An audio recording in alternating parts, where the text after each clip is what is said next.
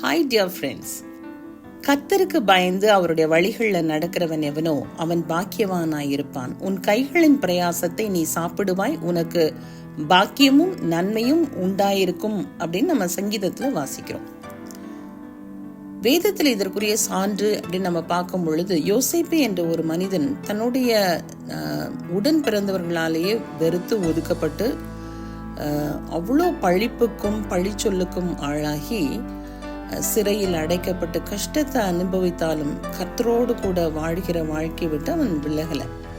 அப்ப என்ன நடந்தது? ஏற்ற காலத்துல அவனுக்கு கடவுள் நல்ல ஒரு பதவி உயர்வை கொடுத்து அவன் சிறைச்சாலையிலிருந்து ஒரு தலைமை பொறுப்புக்கு உயர்த்தப்பட்டது மாத்திரமல்லாமல், அவனுக்கு ஏற்ற வேளையில ஆஸ்நாத் என்ற ஒரு ஆசாரிய கூட்டத்தை சேர்ந்த ஒரு மகள் மனைவியாக கொடுக்கப்பட்டாள்.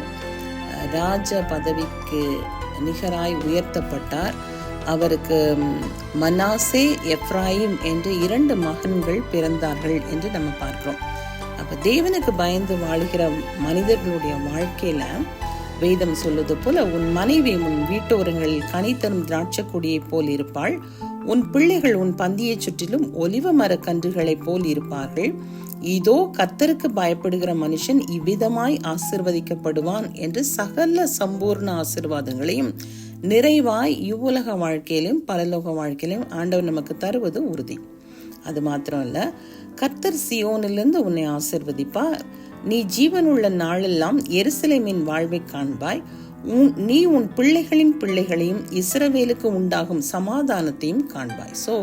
சந்ததி பரம்பரையாய் பார்க்கக்கூடிய ஆசீர்வாதத்தையும் ஆண்டவர் தருவார் என்பது நிச்சயம். அப்ப தேவனுடைய பிள்ளைகளுக்கு சகல சம்பூர்ண ஆசீர்வாதங்களும் நிறைவாய் கிடைக்கும் என்பதில் எந்த சந்தேகமும் இல்லை. அவரோடு கூட இசைந்து வாழ்கிற ஒரு வாழ்க்கை, அனுதினமும் ஜெபத்தோடும் வேத வாசிப்போடும் கர்த்தரோடு இசைந்து நடக்கிற மனிதர்களுக்கு இந்த உலகத்திற்குரிய எல்லா சம்பூர்ண ஆசீர்வாதங்களையும் கர்த்தர் நிறைவாய் தருவார். May God bless these words. God bless you. Have a great day.